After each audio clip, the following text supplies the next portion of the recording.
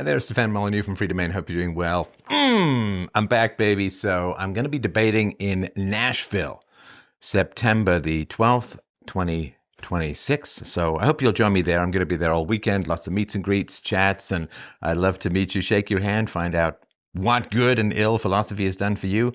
So there's going to be Nashville, of course. September the 12th is the actual debate. I'll be around all weekend, and you can go to wordwardebate.com. That's wordwardebate.com. Get your tickets. Not very expensive. It's going to be a fantastic night. I'm back. I'm true to form, and I have more than half a decade of pent-up public speaking energy to unleash on the crowd. So you'll get a Richard Dreyfuss side tan if you turn away. All right.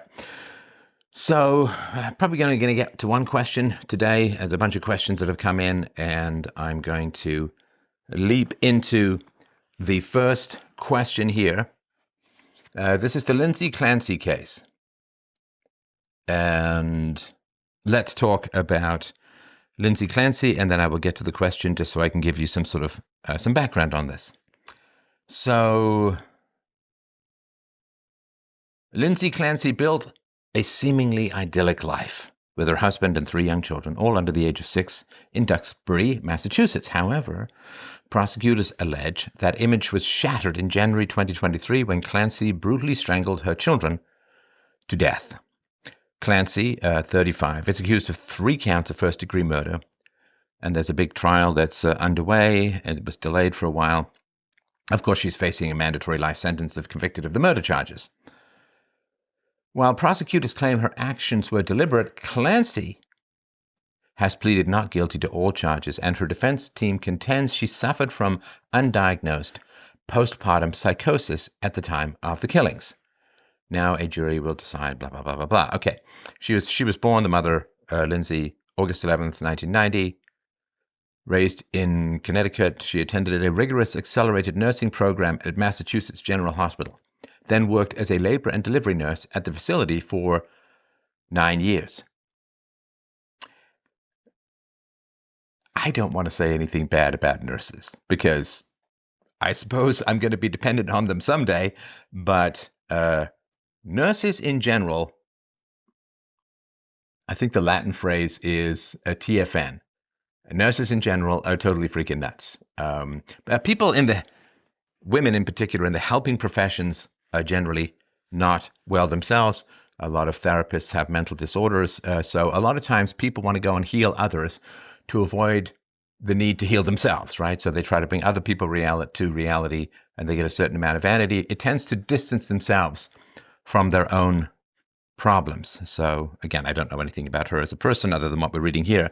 But I think I went on one date with one nurse and I was like, whoa, you are not deeply in reality. Plus, of course, it generally is a redirect, not in this case because she had 3 kids. In general, pets, causes, ideology, and sympathy for outsiders is all just a sort of perverted and misdirected maternal instinct and so on. So I think it's interesting. She worked as a labor and delivery nurse for 9 years, which means she was around a lot of pregnant women. She was around a lot of babies and so on, right? So she's not like, it's not like she had no experience with pregnancy and childbirth and then got caught by surprise by her own experiences. So I thought that was interesting. So December 2016, Lindsay married Patrick Clancy. The couple had 3 children, Cora Dawson and Callan. Susan Clancy, Patrick's mother, said she was a fun-loving, doting wife and mother. She loved her kids, and she was a nurturing mother who smiled all the time. Ooh, hoo, hoo, hoo, hoo. It's your first warning sign. Oh, yes, that is your very, very first warning sign, which is that people are saying what is sentimental and what they wish were true rather than what is actually true. So they got married in 2016, and then it was 6 and change years later when she murdered, or allegedly, I think she murdered, but I think she's admitted that she murdered them, but she's saying she did it because she was psychotic. So this means that Patrick, her husband, let's assume they dated for a while, let's say a year or 2 before they got married. So that means that his mother, Susan Clancy, Patrick's mother, it means that his mother knew this woman who suffered from significant, extreme mental health issues. We'll get more into the medication side in a bit. But she had serious problems. Those problems don't generally come out of nowhere. It's very unusual for someone to be diagnosed with schizophrenia in their 30s. It's normally a sort of 16 to 24 kind of age range. But what it means is that she's saying, oh, she was wonderful, she was lovely, she smiled all the time, she was the best, she was the greatest, and so on. Now, hey, I mean, it's tough to comment on these kinds of things. I get it. But this woman annihilated your bloodline, like right? If this is what happened, right? So, of course, I want to be clear. These alleged, just take it for granted. Nothing's, until it's proven in a court of law, innocent until proven guilty, and so on. But, it seems to be the case.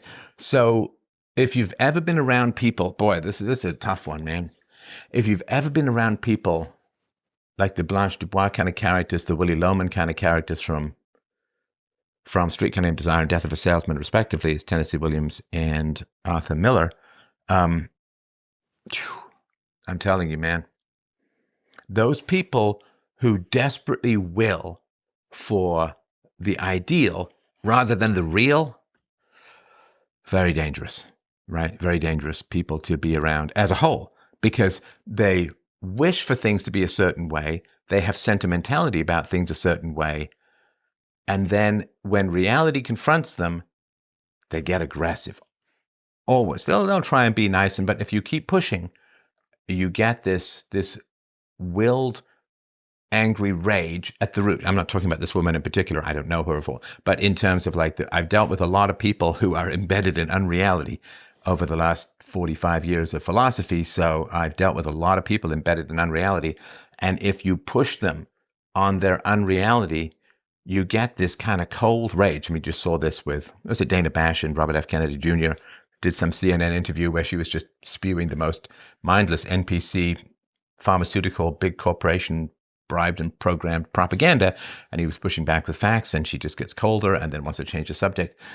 Cornering people who are devoted to profitable delusions with actual facts, they view you as a predator. They view you as, it's fall, the farmer's getting his crops in, and you're just setting fire to all of his crops, and thus his family will not make it through the winter. Once people become addicted to unreality, bringing the truth to them turns you into a kind of very dangerous predator that they will fight to the death to avoid or dismantle. So nobody smiles all the time, right? So it's, oh, she was wonderful, she was nurturing, she was amazing, she was beautiful, she smiled all the time. That's not true. It can't be true. My wife is just about the happiest person that I know. She doesn't smile all the time. She doesn't smile all the time. She smiles while climbing stairs. She smiles while having sex. She smiles while doing her taxes. She smiles when stubbing her toe. Like, what is that? The horror movie, like the smile thing. So, okay, smiles all the time. I know it's a hyperbole and you don't take it totally. She smiles in her sleep. She smiles at the dentist, and the dentist can't fix her teeth because she's just smiling. So I get that it's hyperbole, but that is an unreality to begin with. So if the mother of the husband of the woman who's alleged to have killed her children, if the mother is addicted to unreality, then her son, if he hasn't confronted that in his mother, will be helpless in the face of his wife's unreality. Did you see what I mean? If you conform to the unreality of your mother, how can you resist the unreality of your wife? Because there's a foundational principle. You conform to female unreality. And again, I'm not trying to, go deep into, I can't diagnose anyone. This is just my sort of thoughts about this level of really addicted hyper-sentimentality. Oh, she was the best. She was wonderful. She smiled all the time. She was the greatest. Blah, blah, blah. Not true. But if the son was raised with that, and I don't know if they're Christian, I would put a huge bet if I was a betting man on the fact that they are Christian for reasons I'll get into. But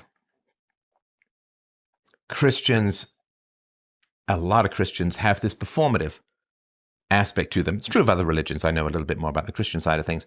They have this performative aspect of things where things can't be wrong, because if things go wrong, that's kind of like a punishment from God. So everything has to be good, everything has to be perfect, everything has to be great and wonderful and lovely and so on, because unhappiness is like a sin, because if you're deep in your faith, you're happy. And if you're unhappy, that means that you've drifted from faith, you lose status points in the religious community, and so there's this absolutely, white-lipped, white-knuckled, hanging on for grim death to all signs of positivity and happiness, and everything's great, and so on, and that means that you're good with the Lord, and you're walking the path of righteousness, and you're in the full flower of your benevolent faith, and you just can't have problems, because problems are kind of like a sin. So, Lindsay began experiencing postpartum anxiety following the birth of both Cora and Dawson. Those are the first two kids. After Dawson's birth, she managed her symptoms with exercise, meditation, and therapy. After Callan's birth, however, the symptoms grew in severity. Now, if her mother-in-law had said, we were very concerned that things were going badly, she did seem to be unhappy, and so on. So if her mother-in-law is saying everything was great, she was a wonderful, doting mother, she smiled all the time, it means that her son, right, the mother-in-law of the woman, her son and her daughter-in-law were keeping secrets from her. They weren't bringing the facts, they weren't bringing the reality, they weren't bringing the truth, because she struggled with significant anxiety and then psychosis, which is a true detachment from reality. Look, obviously, I'm not a psychologist or a psychiatrist or anything like that. I'm just a moral philosopher. But the way that I sort of divide mental issues are, do you have a problem with your internal state, or do you have a problem with reality as a whole? Right? And I remember many years ago when we used to have barbecues for Free Domain, people would come by. We'd have, very interesting chats about philosophy and self-knowledge and all that kind of stuff. And sometimes people would bring up, issues that they had with their own internal states of happiness or motivation or things like that. But I remember one year, this Indian fellow came by, and I had to eventually ask him, just tell him to leave, because he was almost like hallucinating. And philosophy can't help with hallucinations, right? Philosophy hopefully can help with sort of thinking and reasoning and self-knowledge and truth and so on. Philosophy can help with all of that kind of stuff. But philosophy it can't help you. Like if you took LSD and you were seeing, giant iridescent manatees floating through the visual landscape of Dark Side of the Moon, then philosophy couldn't help you, because your entire sensory apparatus is disordered and you're in a state of a waking dream. Like, to take a silly example, we all get psychotic like every night. Every night we have these dreams that are not just detached from reality, they're detached from causality. So, if you're in the forest and you see a Chinese dragon because you've got some visual disorder, hallucinating, but you still see the trees and the trees are real. In dreams, there's nothing that's real, right? It's not like reality plus or minus accuracy, but it is. So like every night, our brain completely detaches from reality and just plays around with a bunch of stuff that is all made up, which we believe at the time. So, quote, nightly psychosis is actually mentally healthy. I think dreams are important and very helpful and healthy. So, if you are depressed, that is an internal state, but you're not hallucinating. When psychosis kicks in, right, you hear things that aren't there, you see things that aren't there, and it always seems to be these negative voices telling you to do terrible things. I don't know whether anybody has psychosis where they say, you must now spend the next 20 years curing cancer. It always seems to be kind of negative stuff.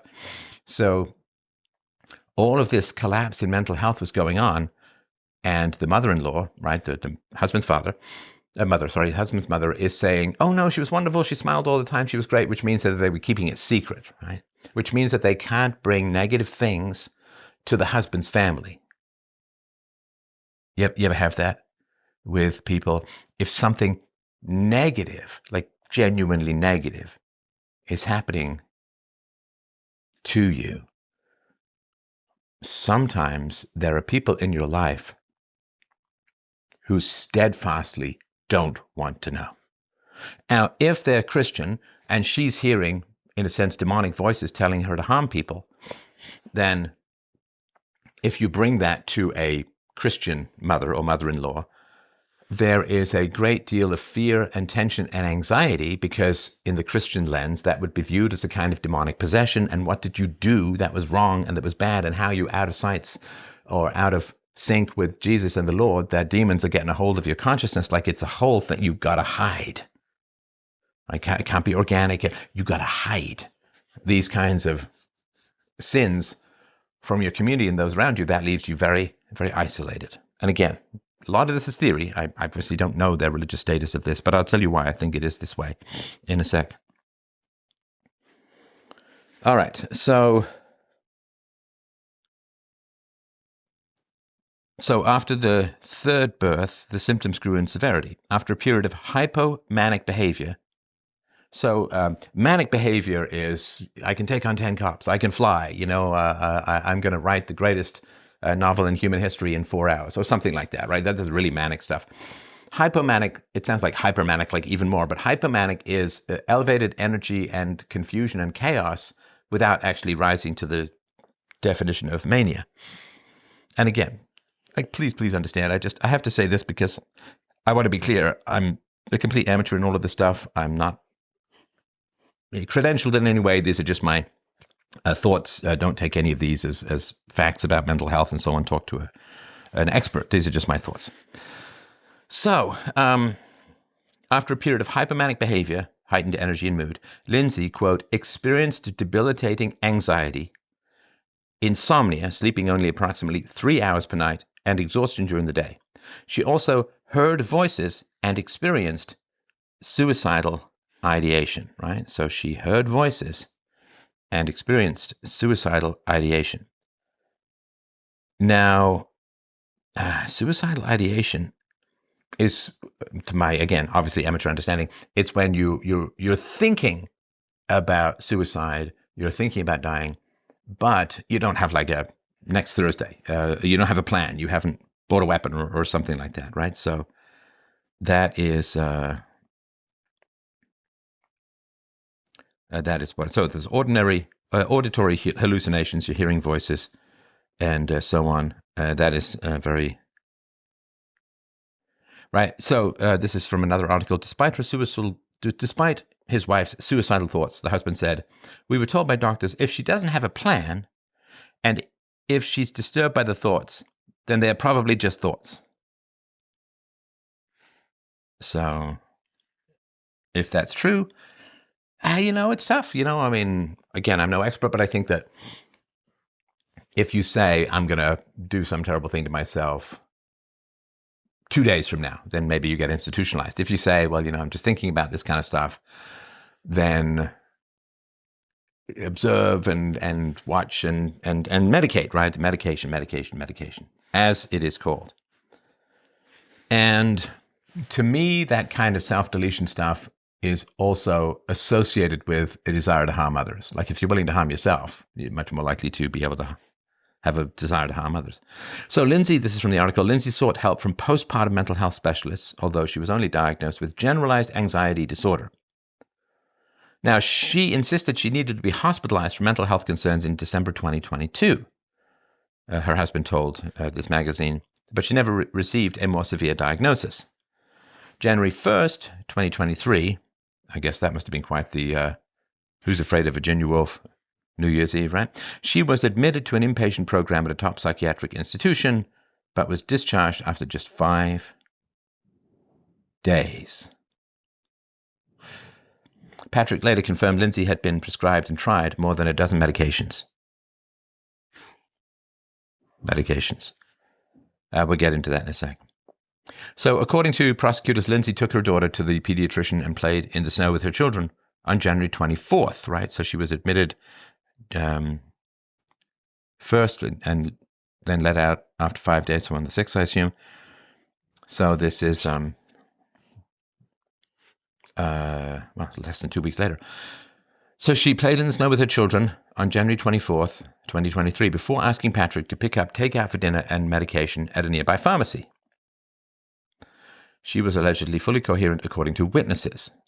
When he returned home, apparently he was only gone for like half an hour, according to some reports. When he returned home, Patrick discovered Lindsay semi-conscious and bleeding outside. She claimed she had tried to jump out a window in a suicide attempt. Inside, Patrick found all three of their children in the home's basement. They allegedly had exercise bands wrapped around their necks. Two of the kids were pronounced dead at the hospital the same day, while Callum was placed on life support but died on January the 27th, so a couple of days later. All three died of, quote, ligature strangulation. So February 7th, Lindsay was arraigned from her bed in a Boston hospital and charged with 3 counts each of murder, strangulation, and assault and battery with a dangerous weapon. They later dropped the strangulation charges because they said, look, it's sort of pointless if we've already got her on the murder stuff, or charging her with the murder stuff. She pleaded not guilty to the charges. The judge ordered her to be held at a medical facility until her treatment following the incident was complete. Months later, in October 2023, Clancy was ordered, this is the mother, to be held without bail and to remain at the hospital. She's still at the facility as she awaits trial. It just gets worse and worse. This whole story gets worse and worse. She's now a paraplegic and confined to a wheelchair following her suicide attempt. So she jumped from the window. Obviously, she landed badly. Not that you can land well, but she landed badly. And I assume there was spinal damage or whatever it is. So now she's now a paraplegic. So Clancy doesn't deny killing her 3 children, but has argued in pretrial motions that she was suffering from postpartum psychosis at the time of their deaths, and thus not guilty by an insanity defense. The defense team previously petitioned for a bifurcated trial, with one phase to determine guilt and another for criminal responsibility, and Clancy was reportedly willing to admit to her role in her children's death in writing, so only the second part would be considered. If she's found mentally incompetent, of course she doesn't go to prison, she goes to a mental health facility until she's cured. This request has been denied, so it will be a standard trial. Sorry, it's so absolutely appalling. The poor children. The last thing I want to do is make some kind of tragedy like this about me, but I was basically locked in a small apartment for 2 years with my mother going mad, and she ended up being institutionalized. I nuked her with psychotropics, I assume, and she's never worked again. And it was a dangerous time. I mean, she was like throwing plates. She threw a knife at my head once. So and it's funny, I don't really think about this stuff too much. It's been a long time ago. It has been 45 years, really, since I lived with my mother, with one brief exception. But the poor kids watching their mother go mad.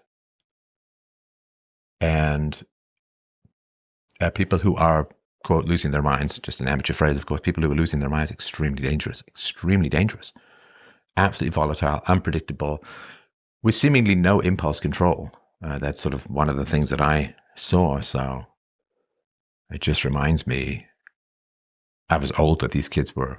I was all 6 and under. I was 11. So it's a different kind of situation, but a very dangerous situation. You are dealing with a truly demonic and otherworldly kind of chaos, impulsivity, aggression, and you can't reason with people who are in this kind of state. And I'm not saying that that's a particular fault of theirs, because who knows what's going on in particular, but oof. So just weeks after Lindsay's arraignment, Patrick, the husband, issued a statement saying he had forgiven her and that her passion taught me how to be a better father.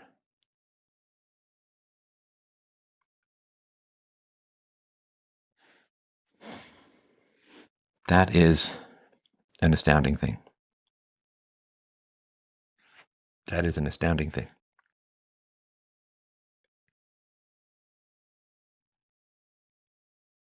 So this is another article. So he said his wife, Lindsay, had a condition. He didn't specify what it was, but said their marriage was wonderful and diametrically grew stronger as her condition rapidly worsened. Their marriage improved, got stronger as her condition rapidly worsened.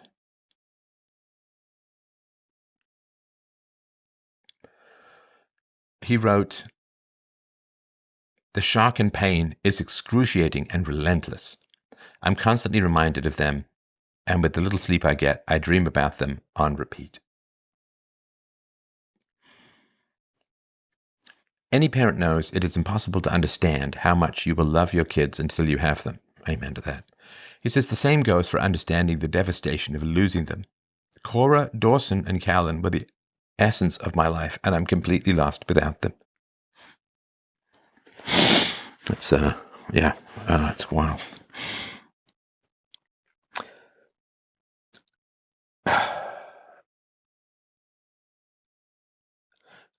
Clancy said Cora, quote, had an infectious laugh and was stunningly beautiful.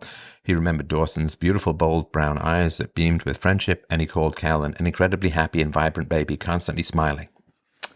And again, like, the mother is suffering from catastrophic depression, anxiety, insomnia. And I know it got worse with the last kid. And she's hearing voices and suicidal ideation and so on. I mean, how can the kids be this vibrant and happy and bubbly and enthusiastic and all kinds of wonderful, incredibly happy, constantly smiling? It's the same thing again, constantly smiling. It's the same thing that the mother-in-law said about his wife.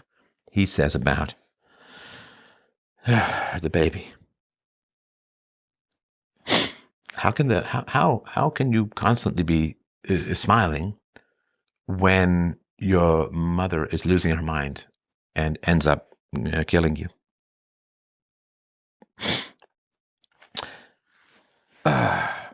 Callan died with enormous courage despite being so little, Clancy said. Maybe it was his way of demonstrating what I need to do to press forward. I'll always try to draw inspiration from him. He'll always be my little hero.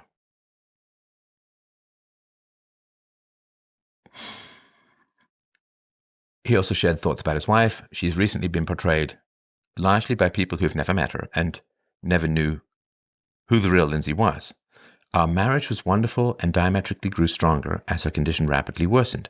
I took as much pride in being her husband as I did in being a father and felt persistently lucky to have her in my life. You strangled your children to death.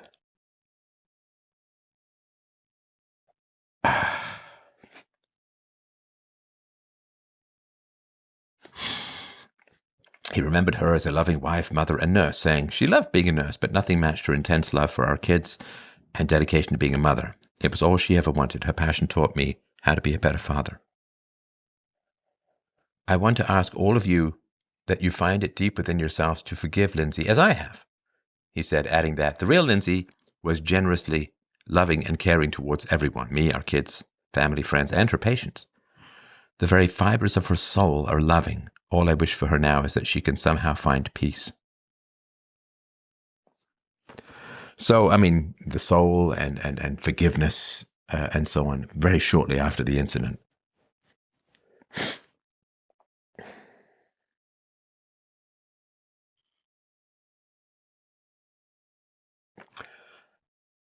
You know, I think like all of us, I question myself, and am I too judgmental? Am I too imperious? Am I too heavy-handed, and so on?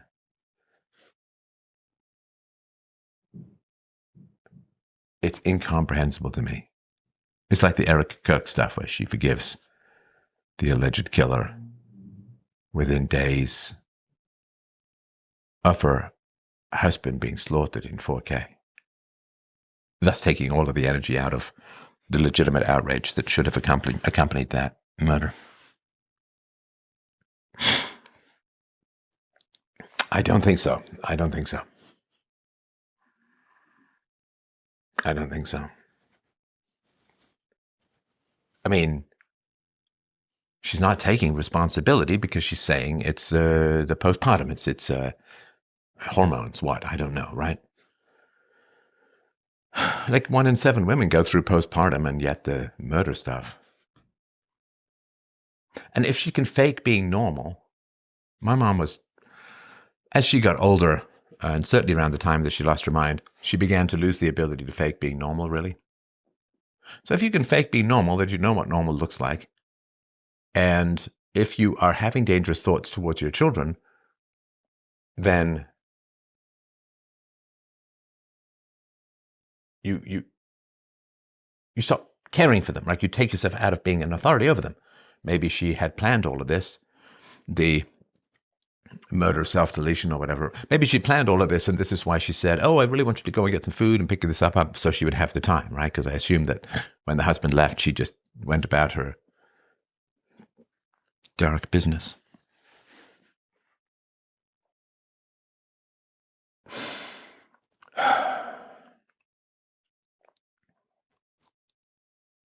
So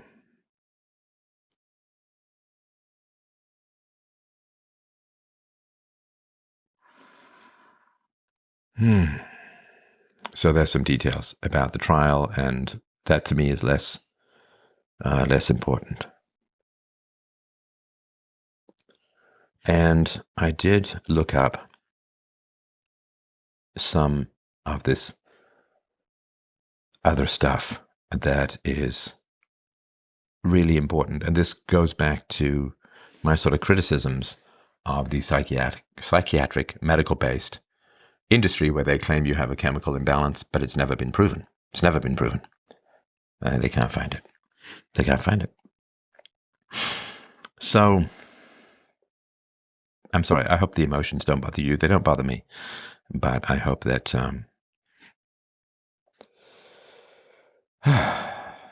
I hope that this doesn't bother you, but it's sort of deep stuff for me. So, she had 3 children under the age of 6. I think she was still working as a nurse. So who was taking care of her children? We don't know, and I don't know if it's going to come out in the trial or anything like that, but to have a full-time job, to have 3 children under the age of, 3 children, 6 and under, and so on, is a catastrophic amount of overwork. A catastrophic amount of overwork. And that is really tough.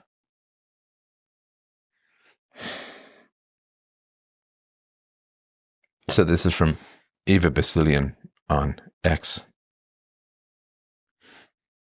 She's apparently, this woman is paralyzed from the waist down. Not Eva, but the woman, the mother.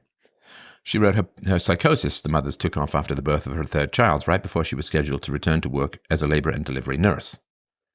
She was being treated with medication, daily appointments with her doctors, and a stint at this psychiatric hospital. She's the one who begged for help. She committed this crime on the day her husband left the house for half an hour to go get groceries because she seemed to be doing better. The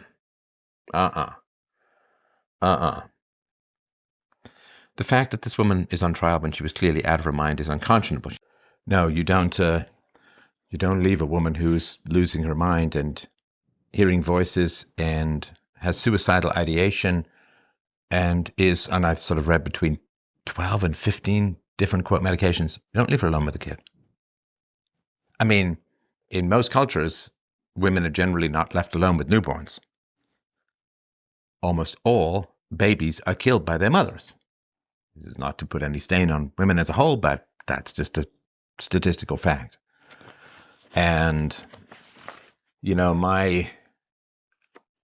again, just to be clear, obviously amateur and non-professional take on postpartum depression is if you had a cold, distant, uninvolved, alien life form kind of mother, then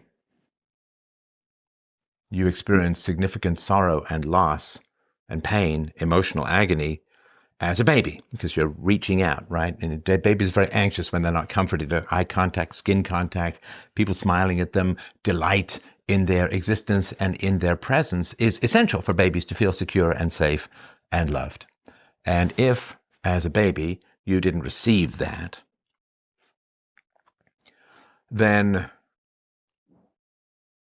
I think you're not aware of that loss because you're a baby, right? So it's essential to your personality, but doesn't stay in your memories, right? I mean, I don't remember anything before the age of like 10 or 11 months of age. But it's in there, it's hardwired, it's in your soul or your spinal cord or the base brain, the lizard brain, whatever you want to call it. It's in your essence. That neglect, that distance, right? It's another problem with the poor babies under COVID, right? Only seeing people in masks and so on. It's absolutely awful.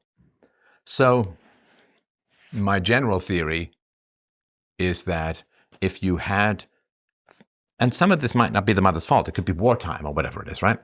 I mean, my grandmother was detonated into atoms in World War II, and therefore was obviously unable to give my mother care and comfort at points in her childhood, well, every point thereon. And, I mean, that was a war, right? So I'm not putting, but if you had that experience as a baby, or that lack of experience of care, nurturing, calm, love, delight, then it stays deep in your heart of hearts. And then when you have a baby, I think it comes back.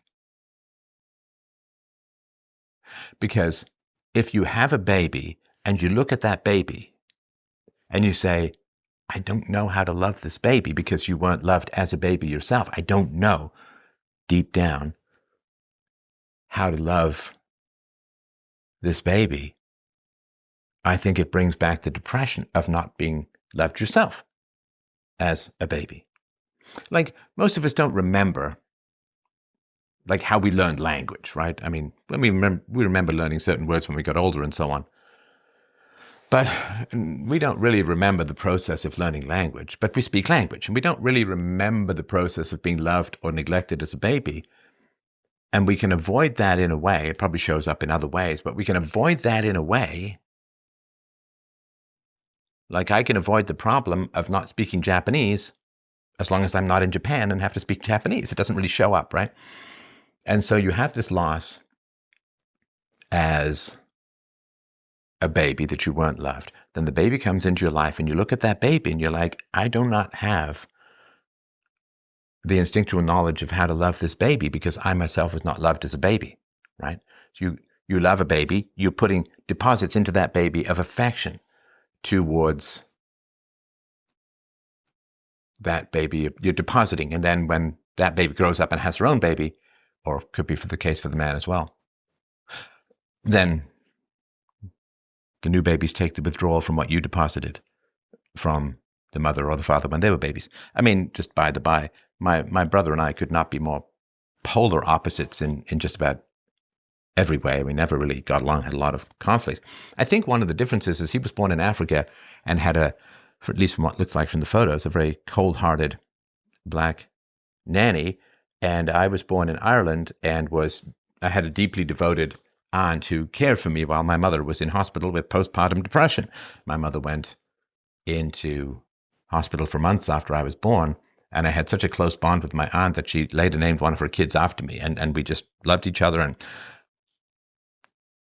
I think that was one of the big differences. It gets kind of hardwired, and then it's not like it's part of your personality, it like is your personality. And I think that's one of the reasons why I was able to love the world despite all of that. And of course, my mother would have gone into postpartum depression, I assume, because, she was born right before the Second World War, and it was horrendous. And then, the Russian communist grape horde strolled across Germany, doing just about everything they wanted to everyone from 7 to 70, every female in general. Maybe males too, I'm sure.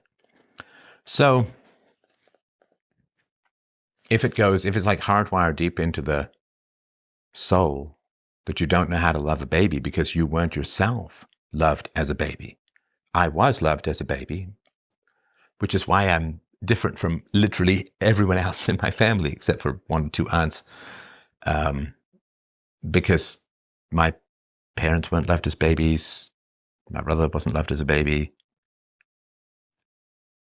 I was loved as a baby. It just puts you on a different course and gives you a kind of instinctual benevolence about the world. I think the world is a beautiful place, and I'm immensely happy to be doing what I'm doing. And I could not treasure this conversation more if I was Superman. So, and I have. I have a great capacity for love, and I have a great love towards my wife. I have great love towards friends. I have great love towards my daughter.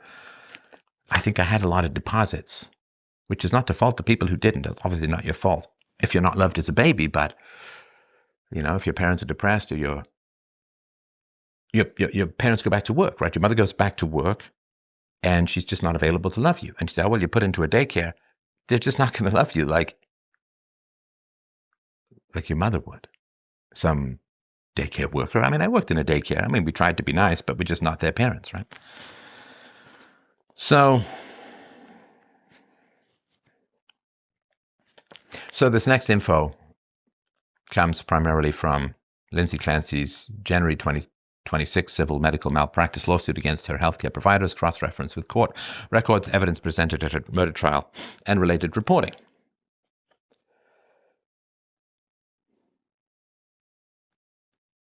This is from X. 2 months before she killed her children with exercise bands, Lindsay Clancy told her prescriber that she was unable to determine what was real. Disoriented, forgetful, confused, disconnected.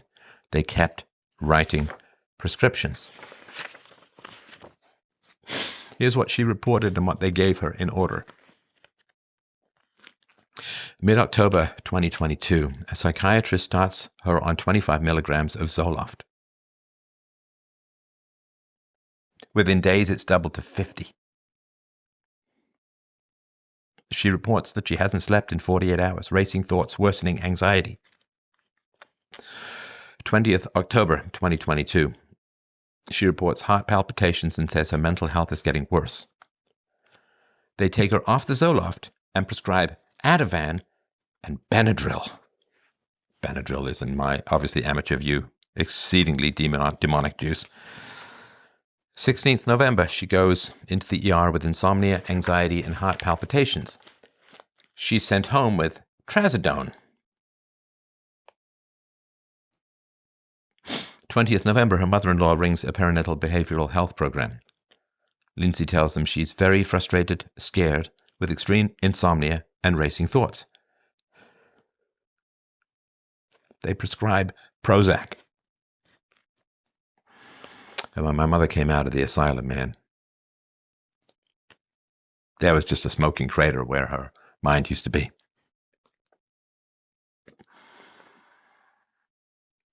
"24th November, she reports the Prozac is making her insomnia worse. So, they add Ambien, Remeron, and Klonopin. 3 more on top. The very next day, she tells the practitioner she's unable to determine what's real. Disoriented, forgetful, confused, disconnected. Nobody stops. 28th November, she's getting 3 hours of sleep, disoriented and scared. They prescribed Seroquel. Her husband testified last week that this is where, quote, her big spiral started. 2nd December, she reports she's suicidal and hearing things. 3 days later, she rings a crisis hotline asking to be admitted. She's told she doesn't meet the criteria. I mean, this is like the murder before the murders, right? 6th December, she and Patrick go back to the practitioner together.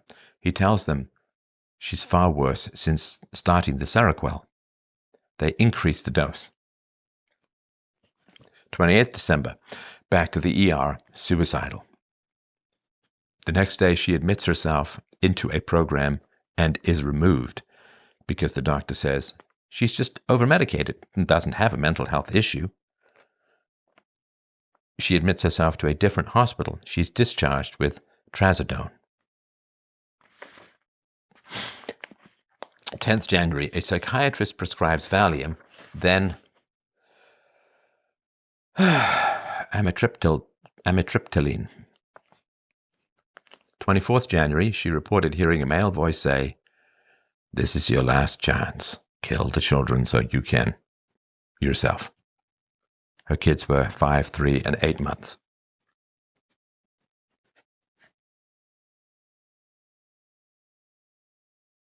So that's 11 psychiatric drugs in 4 months. She reported it was getting worse every single stage. Every single time the answer was more drugs, more drugs, more drugs. How many of these drugs have been tested relative to placebo, relative to combinations, long-term effects?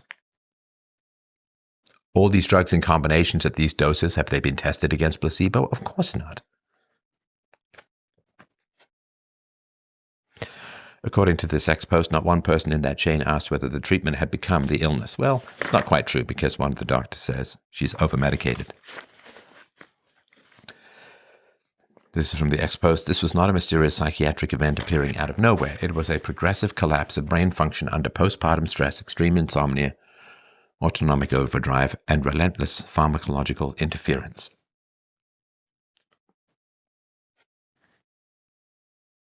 The warning signs were explicit: racing thoughts, palpitations, worsening anxiety, disorientation, derealization, suicidality, and hallucinations. Yet every sign of deterioration was interpreted as a reason to add, switch, or increase another drug.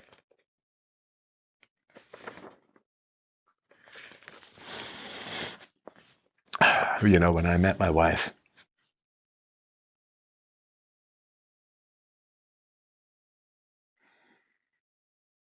and she said she worked in mental health, I was like, please don't be a psychiatrist. Please don't be a psychiatrist. And she said, no, I practice psychology. I've been doing it for many years. I was like, oh. I said, what do you think of cognitive behavioral therapy, which is reasoning with people? And she's like, it's great.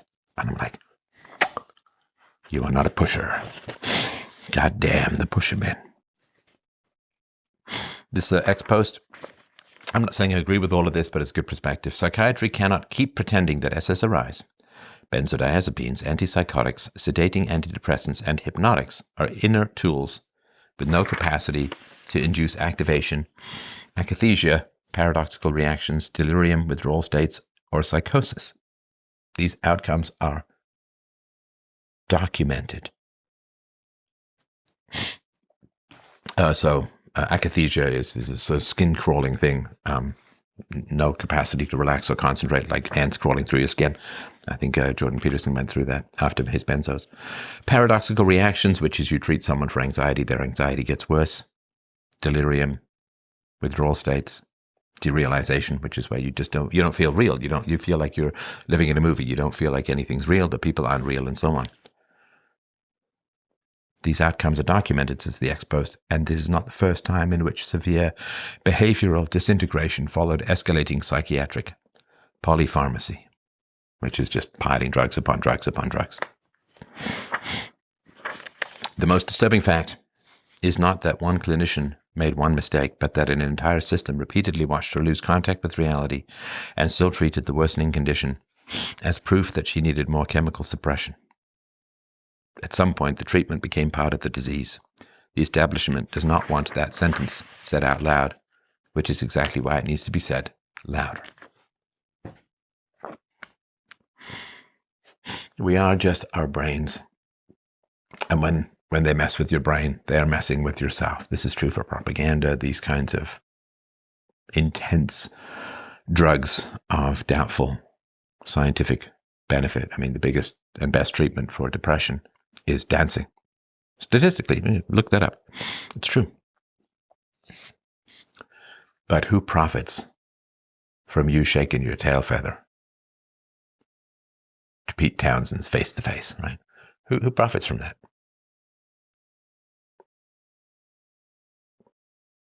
My wife, this guy, the husband, right? And it's easy for me to say, and I say this with sympathy to them. They are in the world of the media. They're in the world of general NPC cause and effect. Oh, it's a chemical imbalance. We'll fix it with this. It's like insulin for diabetes, so, you wouldn't be ashamed of that, and so on.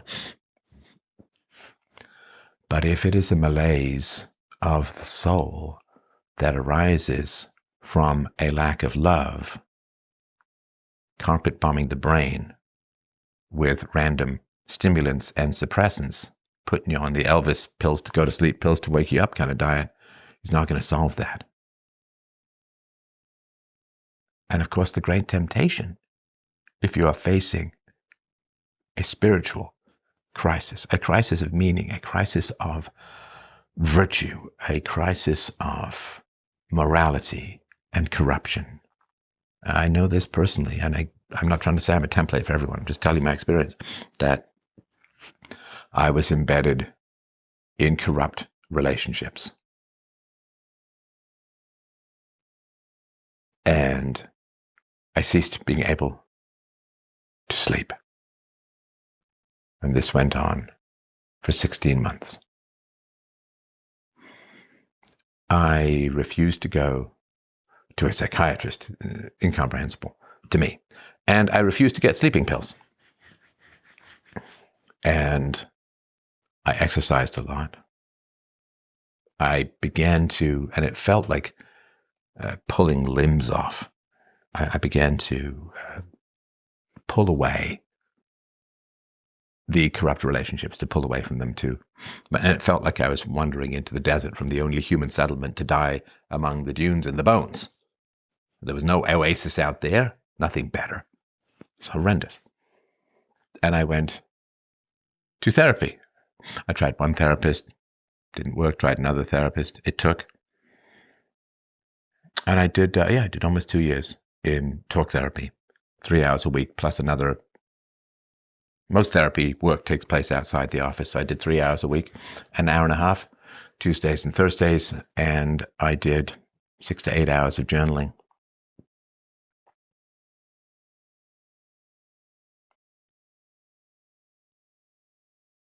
No meds. No meds. Raw dogging. A confrontation with my own capacity to place proximity above virtue. To say, well, I'm getting well paid in the business world, and I have these historical relationships, and I have places to go at Christmas, and I was in a relationship, I was engaged to a woman, and I ended up breaking off that engagement and moving out, which was a significant investment and huge change. And it felt like I was going to some internal bone doctor that said, hey, the solution to what you're doing, just peel your skin off. Yeah, just peel your skin off and you'll be much better. And it's a horrendous process to go through. I mean, massively, unbelievably, immensely, deeply beneficial. But if you're going through, and I don't know if this woman was going through a moral crisis, obviously I don't know. The facts may come out, they may not come out, I don't know. I doubt they will. But the first place that I really tried to look into, which was a brutal process, when I was sleepless and unhappy, I wouldn't say the first place. Let me not praise myself unjustly in that way. I looked for a bunch of things, but where I landed was that the reason I couldn't sleep was that I was morally sleepwalking through life. I had virtues and values from the age of 15 to 30. So all of my adult life, I had virtues and values that were not being manifested in my relationships. And to place virtue above history, momentum, the easy relationship socialism of who you're born with and who you grew up with, right? Who you go to school with and who you're born with, your family and so on. That's kind of like socialism. It's a subsidy. It's not bad. If they're good people, it's fantastic. But if they're not particularly good people, then it is an unjust subsidy And what happens is when you have not good people around you, the good people avoid you, right? I mean, if you see someone coughing blood, I mean, surrounded by medics, you won't walk through that, or you'll walk around, right? A dangerous place. You don't want to get infected. So I had this sort of moat of semi-lucid corruption around me that was keeping all the good people away. And my unconscious was done with it. Just done. No more. We don't need it. We can survive without it. And it began the process of like trying to pull a frozen mastodon out of a prehistoric frozen tar pit. It's just chip, chip, chip, pull puts. It feels like an impossible task. And then you're free. And then life gets so much better. Not easy. It's not easy. But that kind of moral crisis, a spiritual crisis, a crisis of virtue, it's very tempting for some people. And look, I'm not, oh, I was so brave. I'm just telling you, like I wouldn't do it. I just wouldn't do it. And for a lot of people though, if somebody says, you don't need to look at the empathy, compassion, virtue, integrity, and honesty and morals of those around you, just take a pill. Just take a pill. And you'll be fine. And if you're diabetic and you need insulin, nobody would say, but you need to spend a year or two going through a moral trough and crisis, hit bottom, and then rebuild yourself up, and then your diabetes will be better, right? So the normie, it's like the offer has to be matched by the desire, right? The drug dealer, to use an analogy in a different context, the drug dealer can only offer you drugs. He can't force you to take them. There has to be a demand as well. And if it turns out that this is a very Christian family, then the idea that there could be coldness and distance from babies that may have contributed or even caused or triggered postpartum depression, which then leads to not saying, gee, I wonder why I get depressed every time I have a baby. And here's the thing too. Again, I can't say anything about this family. What do I know? But if you were neglected or harmed, a lot of people torment and torture babies. If you were neglected or harmed as a baby, alone in the house with your mother, or it could be a daycare worker, or it could be a babysitter, or it could be an aunt, it could be a grandmother, anything, right? If you were harmed as a baby, the only witness that remains alive is the deficiency of your instincts.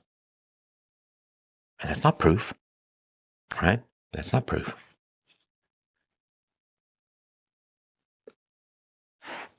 If you're neglected as a baby, the only witness is someone who will never confess. I mean, if your mother is cold or your father is cold or both, are they going to say, oh yeah, no, I was very cold to you as a baby? I mean, some parents will say that later on, like the parents who were like, I would have been so much better off without you. I don't like you. I wish you'd never been here. I wish you'd never been born. All of that stuff indicates, of course, profound hostility. And wounded people, of course, but also selfish people. Selfish people, when you have a baby, you have to put your needs, your ego, your preferences aside and devote yourself to the baby. I say this as a stay-at-home dad of almost 18 years. You have to say everything about yourself and your particular preferences, and you have to devote yourself to the well-being of your children. That's really tough. For narcissistic people, well, it's pretty much impossible, I think, at that point. Selfish people and so on, they resent the baby. Like, it's Friday night and you got a great party to go to where you want to meet this girl, and then your boss gives you like a massive amount of work and says you got to work late. You just feel this annoyance, like I want to get to this party, this match. And my mother had this too. My mother was, my mother had this belief that she would like be some movie star or something. She was very pretty, right? The red carpet, and she'd have this life of elegance and luxury. But if it wasn't for these gosh darn kids, like Scooby-Doo style, these gosh darn kids that get in the way, is why she would say that she hated us from time to time. Because we were in the way of her getting Cary Grant or an Oscar or whatever it was that she had imagined her life would be like without children. And so of course, if you have these fantasies that you can have this amazing, wonderful, perfect life, if it wasn't for this baby or these kids, or then it's very tough. It's very tough for you to take pleasure in the ego abandonment and service of another, which is a baby. I mean, even from a practical standpoint, everything you withhold from your babies when they're young, you pay for 10 times over when they become teenagers. And when you become old and they dump you in a home or something, or don't come to visit. Parenting is, as I've said a million times, is very much devoted to the teenage years. And everything you deposit and every deferral of gratification you achieve to make your babies happier and healthier and full of joy and feeling truly loved and treasured, all of that comes back to you tenfold as teenagers, and then watching them move into adulthood with grace and dignity and virtue and purpose. Wonderful. Everything you withhold from your babies, they will mostly, usually, and somewhat instinctually make you pay for when they hit their teenage years. Because they don't have loyalty to you, because you didn't have love for them, and therefore they get loyalty to TikTok, their peers, the media, and you lose them to the sociopaths who use pixels to promote propaganda.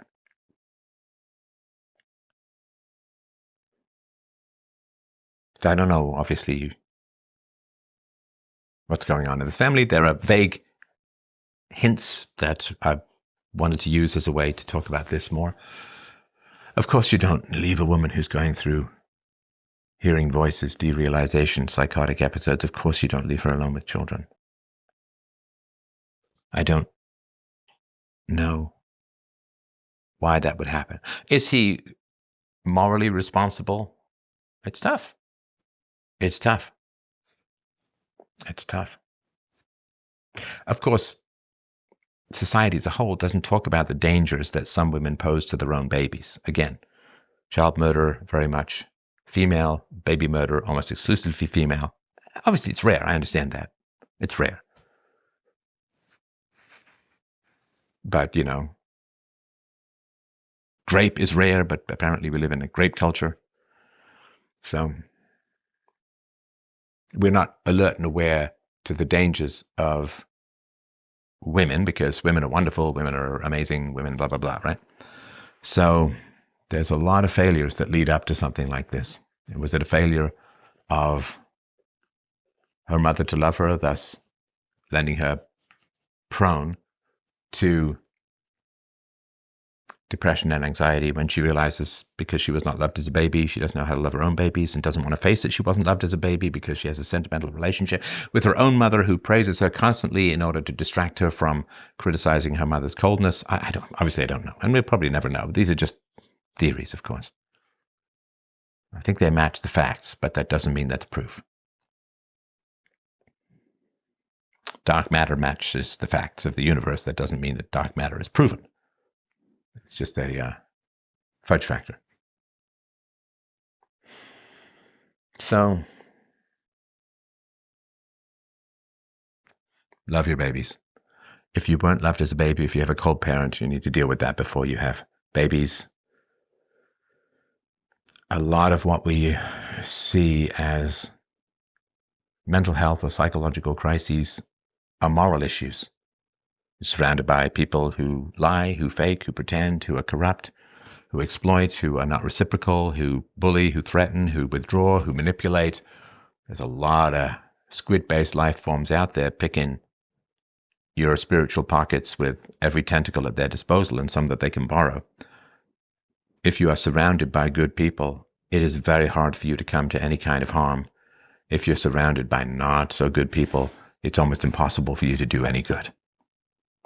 Reason equals virtue equals happiness. There's no way to break that chain. Thank you.